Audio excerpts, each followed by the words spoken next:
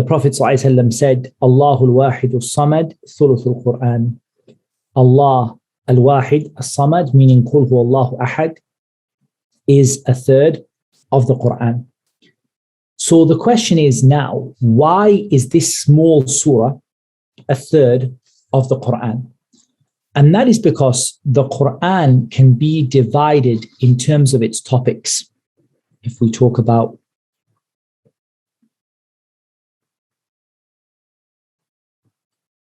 the Qur'an, in terms of the topics of the Qur'an, we have three major topics in the Qur'an. So we have the topics that relates to Allah, His names and attributes. That is one. Number two are the rulings of Islam, the halal and the haram. And the third are rewards and punishments. Sometimes the scholars describe it different. Some of them describe it as the stories of the people of old. But rewards and punishments is a little bit better because it encompasses all of that. It brings in the stories of the people and how they were rewarded and punished or punished.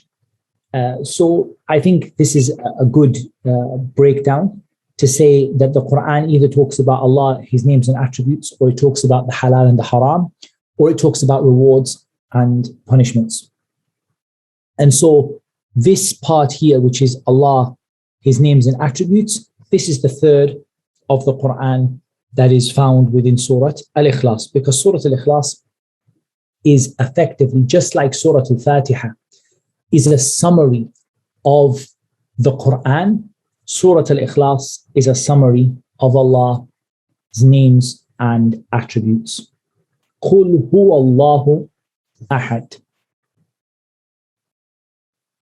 Before we come to Qul huwa Allahu Ahad, why was Surah Al Ikhlas called Surah Al Ikhlas? It's called Surah Al Ikhlas for two reasons.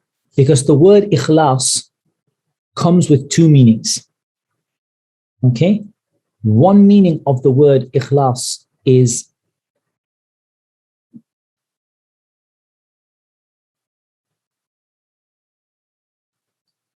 dedication to something. And in fact, I'm going to make it easier to understand. I'm just going to get rid of that. I'm going to call it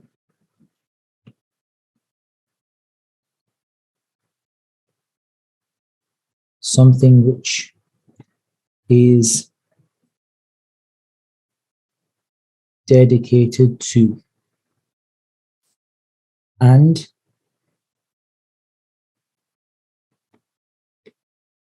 sincerity. So in the first meaning here, something which is dedicated, meaning ukhlisat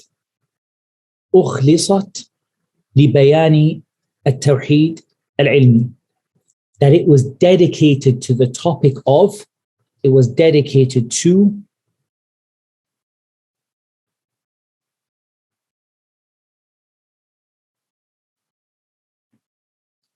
the tawheed of knowledge. That's how Shaykh Abdul Razzaq describes it. It's dedicated, meaning its only topic. It doesn't have a mixture of topics.